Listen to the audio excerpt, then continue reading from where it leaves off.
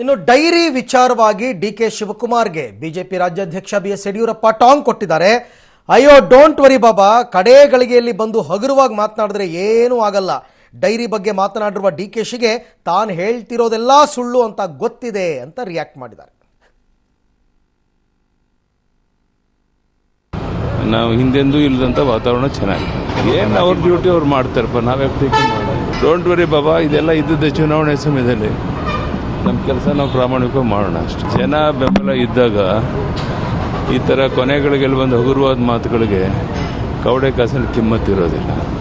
ಅವ್ರ ಆತ್ಮಸಾಕ್ಷಿಯಾಗಿ ಅವ್ರು ಮಾತಾಡಬೇಕಲ್ಲ, ಅವ್ರಿಗೆ ಗೊತ್ತಿದೆ ನಾನು ಹೇಳ್ತಿರೋ ಸುಳ್ಳು ಅಂತೇಳಿ. ನಾವು ಹಿಂದೆಂದೂ ಇಲ್ಲದಂಥ ವಾತಾವರಣ ಚೆನ್ನಾಗಿದೆ.